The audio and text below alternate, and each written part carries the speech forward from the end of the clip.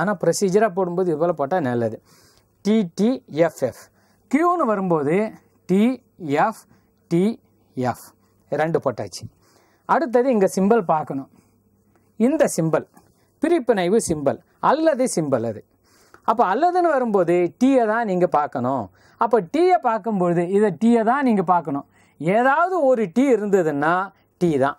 அப்போ இங்கே பாருங்கள், டீ இருக்குது, அடுத்தது இதில் டீ இருக்குது, அடுத்தது இதில் டீ இருக்குது, இதில் எஃப் டீ இல்லை, அதனால் எஃப். அப்போ பி பிரிப்பிணைவு கியூன்றது ஈஸியாக போட்டுடலாம். அடுத்தது நெகேஷன் கியூ. நெகேஷன் மறுப்புன்னு பேர். இங்கே கியூவில் டீன்னு இருந்தால் அங்கே எஃப்னு வரும், எஃப்னு இருந்தால் டீன்னு வரும். அப்போ நீங்கள் என்ன செய்யணும்னா இங்கே கியூவை பாருங்கள், டீன்னு இருக்குது, அங்கே எஃப், அடுத்தது எஃப், அது டி, டீனா எஃப், அடுத்தது எஃப்னா டி போட்டாச்சு. இப்போது ஈஸியாக போடுறதுக்கு கரெக்டாக நேராக எழுதுறதுக்கு ஒரு பாக்ஸ் போல் மெய் அட்டவணைன்றதுனால நம்ம பாக்ஸ் போடுறோம். இந்த சைடில் பார்க்குறோம், இங்கே என்ன சிம்பல்னு பாருங்கள். அதை கூட 2 கூற்றுக்களை இணைக்கிறோம். எந்தெந்த கூற்றுக்கள்? B பிரிப்பிணைவு Q. இந்த கூற்றையும் இந்த கூற்றுக்கும் 2ஐயும் இணைக்கிறோம். எந்த சிம்பல் இது? பிரிப்பிணைவு சிம்பலா இணையல் சிம்பலா? இணையல் சிம்பல். அப்போ இணையல்னு பார்க்கும்போது இந்த சிம்பல் பார்க்கும்போது எதை பார்க்கணும்? எஃப் பார்க்கணும். ஏதாவது ஒரு எஃப் இருந்ததுன்னா எஃப் தான். அப்போ இந்த 2ஐயும் பாருங்கள். இதையும் தான் நம்ம பார்க்க போகிறோம். இங்கே டிஎஃப், அதனால் எஃப். ஏன்னா இங்கே கேப் இருக்கிறதுனால, இந்த சிம்பல் இருக்கிறதுனால எஃப் இருந்ததுன்னா எஃப் தான். அடுத்தது இந்த 2ஐயும் பார்க்குறோம், எஃப் இல்லை. இந்த 2த்தில் எஃப் இருக்குது, இந்த 2த்தில் எஃப் இருக்குது, அதனால் இதுதான் மெய் அட்டவணை. அப்போது பி கேப், இது வந்து பி வி யூனியன் சிம்பல்னு சொல்லிக்கலாம், அல்லது பிரிப்பிணைவுன்னு சொல்லிக்கலாம். பிவிக்யூ இது வந்து கேப், நெகேஷன் கியூ இதனுடைய மெய் அட்டவணை தான் இது. கடைசியில் வர answer F T F F. இதுக்கு வந்து 6 மார்க் கொஸ்டின் அப்படின்னு வரும்போது என்னென்ன மார்க் கொடுப்பாங்கன்னா, பிக்கு 1 மார்க் கொடுப்பாங்க, கியூக்கு 1 மார்க் கொடுப்பாங்க.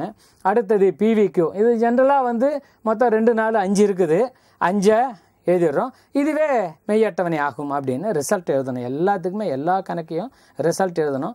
ஜென்ரலாக நான் பல முறை சொல்லும்போது என்ன சொல்லுவேன் அப்படின்னா, ஒரு கணக்கை பார்க்குறீங்கன்னா என்ன கொடுத்துருக்குறாங்க, என்ன கண்டுபிடிக்கணுன்றதை பார்க்கணும்.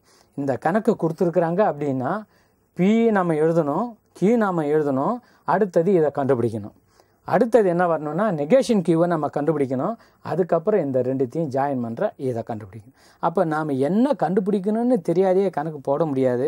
அதனால் எந்த கணக்கு கொடுத்துருந்தாலும் நீங்கள் முதல்ல என்ன கொடுத்துருக்குறாங்க அப்படின்னு பாருங்கள். 2 கூற்று கொடுத்துருக்குறாங்களா, பி கொடுத்துருக்குறாங்களா, கியூ கொடுத்துருக்குறாங்களான்னு பார்த்தீங்கன்னா அதுக்கு 4 தான் வரணும். இப்போ இன்னொரு சம் பாருங்கள். இதையே மெய் அட்டவணை கண்டுபிடிக்கிறது. பி கேப் கியூ இப்படி ஒரு சம்ம பார்க்கலாம். மெய் அட்டவணை கண்டுபிடிக்கிறது இதே மெய் அட்டவணை தான். ஆனால் நம்ம 3 எடுத்துக்குவோம். மெய் அட்டவணை நம்ம 3 எடுத்துக்கலாம். என்னென்னா பி கியூ 3 கூற்றுக்கள், பி 1 எடுத்துக்கலாம், அடுத்தது கியூ 1 எடுத்துக்கலாம், கேப் ஆர்ன்னு எடுத்துக்கலாம், நெகேஷன் கூட எடுத்துக்கலாம், கேப் ஆர் அப்படின்னு 3 கூற்று எடுத்துக்கலாம். பி பி இது வந்து பிரிப்பிணைவு கியூ, இது வந்து என்னன்னா இணையல் ஆர். அப்போ நம்ம சிம்பிளாக நம்ம ரீடபிள்ன்றதுனால P V Q cap R அல்லது யூனியன்னு சொல்லிக்கலாம். பி யூனியன் கியூ, அடுத்தது கேப் ஆர் அப்படின்னு சொல்லிக்கலாம். இப்போ நாம் என்ன கொடுத்துருக்குறாங்க அப்படின்னா பி கொடுத்துருக்குறாங்க, கியூ கொடுத்துருக்குறாங்க, ஆர் கொடுத்துருக்குறாங்க. நம்ம இதை சிந்தனை பண்ணணும். நிறைய பேர் எழுதும்போது என்ன சொல்கிறாங்கன்னா பி அடுத்தது கியூ ஆறுனா 4 போட்டு விட்டுடுறாங்க, 4 போட்டு விட்டுடுறாங்க. ஆக்சுவலாக அப்படி கிடையாது. 3 கூற்றுக்கள் இருந்தால் அந்த நிரல்களுடைய எண்ணிக்கை 2^3 மொத்தம் 8 வரணும். அப்போ 8 வரணும் அப்படின்னு வரும்போது நாம் பின்றது 8 நிரல் வரணும், கியூன்றது 8 நிரல் வரணும், அதே போல் ஆறுன்றதும் 8 நிரல் வரணும். அந்த 8 நிரல் எப்படி எழுதலாம் அப்படின்னா பியை வந்து முதல்ல 4TTTன்னு எழுதிக்கலாம். 2 4T 4F. அடுத்தது என்ன செய்யலாம், கியூவை எழுதிக்கலாம். இதை கொஞ்சம் பார்த்துக்கிடுங்க. இப்போது பியை எப்படி எழுதலாம், 4T 4F. கியூவை எப்படி எழுதலாம் அப்படின்னா TTFF. அடுத்தது TTFF. அடுத்தது ஆரை எப்படி எழுதலாம் அப்படின்னா TF டிஎஃப் டிஎஃப் டிஎஃப் அப்படின்னு எழுதலாம். இப்போ இதுக்கு வந்து நேராக நம்ம ஒரு கோடு போட்டுட்டோம்னா நமக்கு ஈஸி, அங்கே கால்குலேஷன்ஸ் வந்து ஈஸியாக இருக்கும். இல்லைனா மாற்றி மாற்றி எழுதிடுவோம் நம்ம. அதுக்காக தான் இந்த ஒரு கோடை போட்டுக்கிறோம். இப்போ நம்ம ஃபஸ்ட்டு என்ன கண்டுபிடிக்கணும்னா இங்கே கொடுத்துருக்கிறது பி யூனியன் கியூ, அதாவது அல்லது சிம்பல் பிரிப்பிணைவு. அப்போ பி வி கியூ அப்படின்னு சொல்கிறோம். இதை யூனியன்னு சொல்லிட்டு போயிடலாம். பிவிக்யூ அப்படின்னு சொன்னோம்னா நீங்கள் இந்த சிம்பல் பார்த்த உடனே நீங்கள் எதை பார்க்கணுன்னா டீயை தான் பார்க்கணும். அப்போ டீயை பார்த்தோம்னா ஒரு டீ இருந்தால் கூட நமக்கு வந்து டீ தான் வரும். அப்போ எதை பார்க்கணும்? பியையும் கியூவிலையும் பார்க்கணும். அப்போ இந்த ரெண்டுத்துலேயும் பார்த்தீங்கன்னா டீ, இந்த ரெண்டுத்துலேயும் பார்த்தீங்கன்னா டீ இருக்குது, இந்த ரெண்டுத்துலேயும் பார்த்தீங்கன்னா டீ இருக்குது, இந்த ரெண்டுத்துலேயும் பார்த்தீங்கன்னா டீ இருக்குது, இந்த ரெண்டுத்துலேயும் பார்த்தீங்கன்னா டீ இருக்குது, இந்த ரெண்டுத்துலேயும் பார்த்தீங்கன்னா டீ இருக்குது. இங்கே எஃப், இதுவும் எஃப். இப்போ நான் போட்டிருக்கிறது என்னென்னா பியையும் கியூவையும் தான் பார்த்துருக்குறேன். பிவிக்யூ. அடுத்தது என்னென்னா கேப் ஆர், இதுவும் கூட லிங்க் பண்ணணும். அப்போ பிவிக்யூ, பி பிரிப்பிணைவு கியூ, கேப் அதாவது இணையல் ஆர், இதை கண்டுபிடிக்கணும். எதைன்னா இந்த ரெண்டுத்தையும் பார்க்கணும் நாம். என்னது? கேப். இந்த சிம்பிள் இருந்ததுன்னா என்ன சொன்னேன் நான்? எஃப் பார்க்கணும். அப்போ எஃப் பார்க்கணும் அப்படின்னு வரும்போது இங்கே எஃப் பார்க்கணும். ஏதாவது ஒரு எஃப் இருந்ததுன்னா அதை தான் போகணும் நீங்கள். அது மற்றும் என்ற ஸ்டேட்மெண்ட்டை குறிக்குது. அதனால் இங்கே டி ஒரு டி தான், இங்கே எஃப் இருக்குது, எஃப் தான், இங்கே டி இருக்குது, அடுத்தது இங்கே எஃப் இருக்குது, இங்கே டி இருக்குது, அடுத்தது எஃப், அடுத்தது எஃப், ஏன்னா இங்கே எஃப் இருக்குது. ஒரு எஃப் இருந்தால் கூட போட்டு தான் ஆகணும். அப்போ இதுதான் மெய் அட்டவணை பிவிக்யூ. இது வந்து கேப் ஆர் அப்படின்ற மெய் அட்டவணை.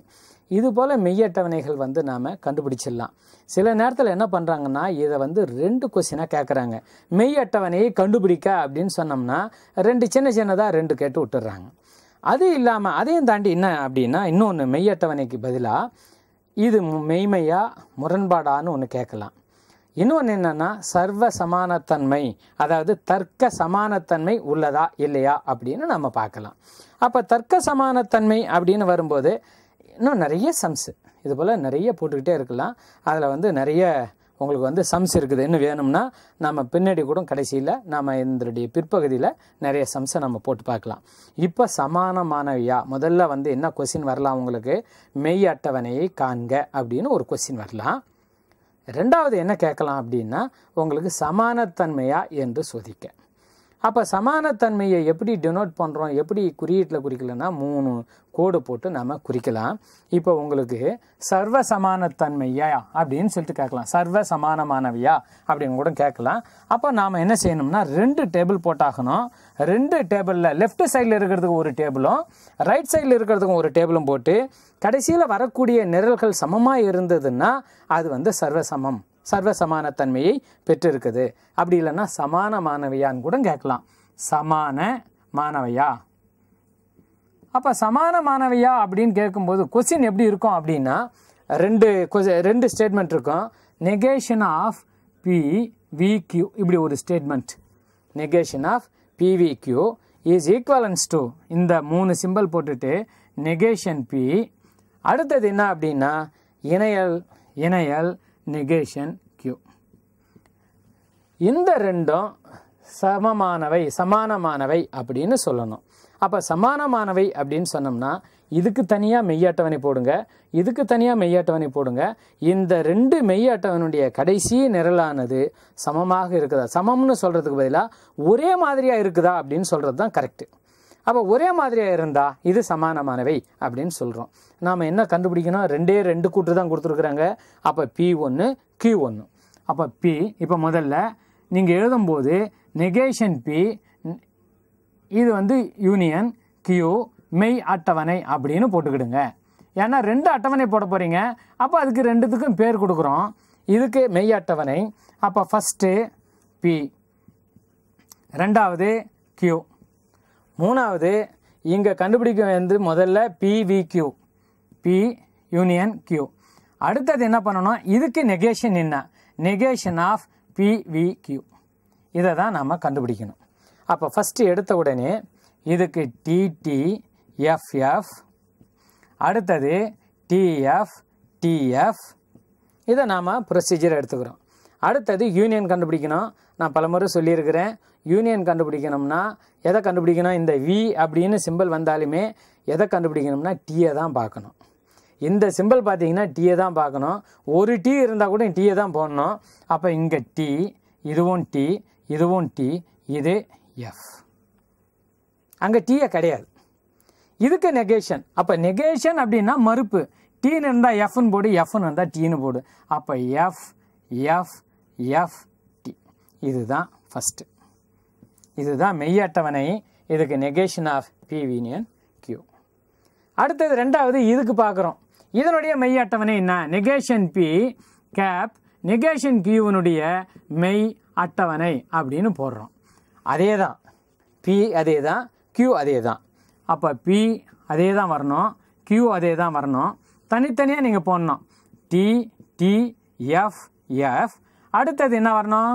D F T F. இந்த ரெண்டுத்தையும் போட்டுடுறோம். அடுத்து நம்ம கண்டுபிடிக்க வேண்டியது இங்கே நெகேஷன் பி. நெகேஷன் பின்னா பியில் டீன்னு இருந்தால் எஃப்னு மாற்றிக்கணும், எஃப்னு இருந்தால் டீன்னு மாற்றிக்கணும். அப்போ நெகேஷன் பி அப்படின்னு சொல்லும்போது இங்கே டிடினுக்கு பதிலாக எஃப் எஃப், இங்கே டி டி.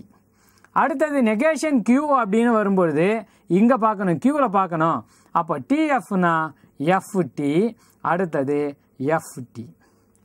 அடுத்தது ரெண்டுத்துக்கும் இங்கே இணையல் இன்டர்செக்ஷன் சிம்பிள் இருக்குது. இந்த கேப் சிம்பிள் இருக்கிறதுனால எஃப்பை பார்க்கணும். இந்த சிம்பிள் இருந்ததுன்னா, இந்த வி சிம்பிள் அல்லது யூனியன் சிம்பிள் இருந்ததுன்னா அது பிரிப்பிணைவுன்னு பேர், அல்லதுன்றத குறிக்கிறதா இருக்குது. அதனால் இங்கே டீயை பார்க்கணும், இந்த சிம்பிளுக்கு எஃப்பை பார்க்கணும். அப்போ negation P cap negation Q அப்படின்னா இந்த ரெண்டுத்தில் இது வந்து கேப்பு. அதனால் எஃப்பை தான் நீங்கள் பார்க்கணும். இந்த ரெண்டுத்துலேயும் எஃப் இருக்குது, இதில் எஃப் இருக்குது, இதில் எஃப் இருக்குது, இதில் எஃப்பே கிடையாது.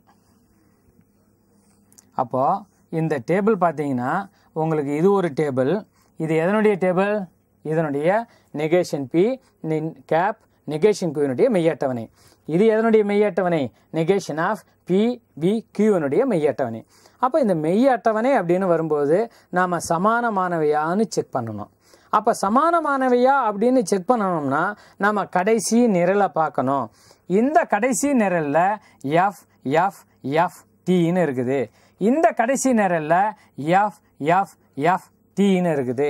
அப்போ இந்த ரெண்டு நிறைகள் ஒரே மாதிரியாக இருக்கிறதுனால இந்த ரெண்டும் சமானமானவை.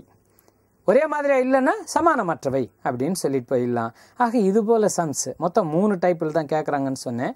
ஒன்று மெய் அட்டவணை, அதில் 2 பார்ட்டு கூட கேட்கலாம். அடுத்தது சமானமானவையா அப்படின்னு கேட்கலாம். இப்போ இன்னொரு கணக்கு போட்டுட்டு சமானமானவையான்னு நம்ம செக் பண்ணிட்டோம்னா நமக்கு ஏதாவது டவுட்ஸ் இருந்ததுன்னா கிளியர் பண்ணிக்கலாம். நம்ம இப்போ சமானமானவையான்னு இன்னொரு கணக்கை நம்ம போட்டு பார்க்கலாம். அதுக்கு வந்து நம்ம பி டபுள் இம்ப்ளைஸ் கியூன்னு ஒரு இது இருக்குது. அதாவது நிபந்தனை சம எடுத்துக்கிட்டு போடுவோம். பி டபுள் இம்ப்ளைஸ் கியூ இது எதுக்கு ஈக்குவலாக இருக்குதுன்னா P2Q. இதை கொஞ்சம் பாருங்கள். P2Q அதாவது P விளைவு Q, அடுத்தது கேப் Q2P அப்படின்னு ஒரு கணக்கு. இந்த சம்மை கொஞ்சம் கிளியராக பார்க்கணும். இந்த இது வந்து இரு நிபந்தனை, இது ஒரு நிபந்தனை. அப்போ எல்லாமே நிபந்தனைகள் கணக்கு அப்படியே இருக்குது. அதாவது சமானமானவையாவன்ற கொஸ்டினும் இருக்குது. அப்போ நாம் இதுக்கு தனியாக டேபிள் போடணும், இதுக்கு தனியாக டேபிள் போடணும். அப்போ ஜென்ரலாக நாம் போடும்போது என்ன அப்படின்னா எல்லாமே PQ தான், 2 தான் இருக்குது. அதனால் நாம் இனிமேல் வந்து அந்த அட்டவணையை கடைசியில் மட்டும் மாற்றினா போதும். நம்ம இப்போ first P double implies Q இதனுடைய மெய் அட்டவணை அப்படின்றத பார்க்கலாம். P அதே தான், Q அதே தான், P டபுள் இம்ப்ளைஸ் Q. இதுக்கு இதான் மெய் அட்டவணை. இது நமக்கு தெரியும், எப்பயுமே TT FF அப்படின்னு எடுத்துக்கிறோம். ரெண்டாவது Q அப்படின்னு வரும்போது TF TF அப்படின்னு எடுத்துக்கிறோம். இப்போ டபுள் இம்ப்ளைஸ்னு போடும்போது நம்ம சொல்லியிருக்கிற இரு நிபந்தனை இருந்தால் மட்டுமே அப்படின்றது வர்றது. P இருந்தால் மட்டுமே Q அப்படின்னு சொல்கிறோம் நாம். அப்போ அந்த இதில் 2T இருக்கணும், 2Fன்னு இருந்தால் தான் T. மிச்சதெல்லாம் எஃப். அப்போ இந்த 2 டீக்கு டீ போடுங்க, இந்த 2 டீக்கு இது எஃப்க்கு டீ போடுங்க, மிச்சதெல்லாம் எஃப் எஃப். இதுதான் இதனுடைய மெய் அட்டவணை. அடுத்தது என்ன பார்க்கணும் அப்படின்னா, இப்போ அதே போல் P implies Q cap Q implies P அப்படின்ற ஒரு மெய் அட்டவணை. இதுக்கு மெய் அட்டவணை அப்படின்னு வரும்போது இதே P தான், இதே Q தான், இதில் மாற்றம் கிடையாது. P அடுத்தது Q. இப்போ நீங்கள் பார்க்கும்போது என்னென்னா, இது வந்து TT தான், FF தான். அதே போல் இது TF, இது TF. இப்போ நீங்கள் ஒரு கொஸ்டின் ரைஸ் பண்ணணும். நல்லா கவனிச்சுக்கிடுங்க. P implies Q. P implies Q அப்படின்னு வரும்போது, P implies Qன்னு வரும்போது முதல்ல Pயை எழுதியிருக்கிறோம், இங்கே 2வது எழுதியிருக்கிறோம். அதனால் TFன்னு இருந்ததுன்னா F போடணும். பாருங்கள், அப்போது P to Q அப்படின்னு வரும்போது, P to Qன்னு வரும்போது இங்கே ஒரு இடத்துல மட்டும்தான் TFன்னு இருக்குது. அதனால் இது ஃபால்ஸ், TT. அடுத்தது Q to P அப்படின்னு சொல்கிறோம். அப்போ ஃபஸ்ட்டு இதை எடுத்துக்கணும், 2வது இதை எடுத்துக்கணும்னா T, இங்கே F இருந்ததுன்னா அப்போ Fன்னு போடணும். கொஞ்சம் கவனிச்சுக்கிடுங்க. P to Qனா TF, Q to P அப்படின்னு வரும்போது FTன்னு பார்க்கணும். இந்த சைடில் பார்க்கணும் TF, இப்படி பார்க்கணும். அப்போ இந்த சைடில் பார்க்கும்போது Q2 TF எங்கே இருக்குதுன்னு பாருங்கள். TT கிடையாது, FT கிடையாது, இங்கே இருக்குது பாருங்கள் TF. அதனால் இந்த ஒரு இடத்துல F, மிச்சதெல்லாம் TTT. கொஞ்சம் கவனிங்க. Q to Fக்கும் P to Fக்கும் என்ன வித்தியாசம் அப்படின்னா, Pயிலிருந்து Qவுக்கு, அதனால தான் TF. Qவிலிருந்து Pனா Qவில் T இருக்கணும், இந்த சைடில் F இருக்கணும், அது F. இப்போது இதை ரெண்டுத்துக்கும் என்ன பண்ணணும், கேப் பார்க்கணும், அதாவது இணையல். அப்போ P to Q cap Q to P அப்படின்னு சொன்னோம்னா நமக்கு என்ன வரணும்னு பார்க்குறேங்க. இந்த சிம்பிள் இருந்ததுன்னா Fஐ தான் பார்க்கணும். அப்போ Fஐ பார்க்கணும் அப்படின்னா நமக்கு பாருங்கள், இந்த ரெண்டுத்துலேயும் F இருக்குதான்னு பாருங்கள், இல்லை. அடுத்தது இங்கே F இருக்குது, இங்கே F இருக்குது, அடுத்தது இங்கே T இருக்குது. இப்போ நீங்கள் பாருங்கள், இதில் T F F T, இங்கே T F F T. அப்போ இந்த ரெண்டும் ஒரே மாதிரியாக இருக்கிறதுனால ரெண்டும் சமானமானவை அப்படின்னு சொல்லலாம்.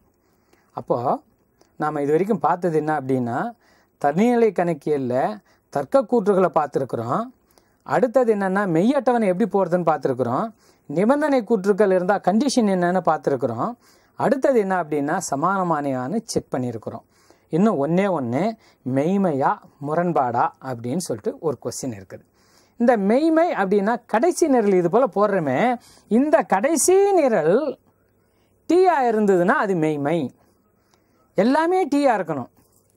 அதே போல் எல்லாமே எஃப்ஆ இருந்ததுன்னா இந்த கடைசி நிரலானது எங்கே வேணாலும் இருக்கலாம். ஒரு சம்மு கொடுத்துருக்குறாங்கன்னா இது போல் மெய் அட்டவணை போடும்போது கடைசி நிரலானது எஃப்னு இருந்ததுன்னா, எல்லாமே எஃப்னு இருந்தால் அதுக்கு பேர் முரண்பாடு. அதாவது இதுக்கு பேர், மெய்மைக்கு பேர் டாட்டாலஜின்னு சொல்கிறோம். இந்த எஃப்க்கு பேர், இந்த எஃப்எஃப் அதாவது முரண்பாடுன்றதுக்கு கான்ட்ரடிக்ஷன் அப்படின்னு சொல்கிறோம். அப்போது ஒரு கொஸ்டின் எப்படி கேட்குறாங்க அப்படின்னா, மெய்மையா அல்லது முரண்பாடா, இப்படி ஒரு கொஸ்டின்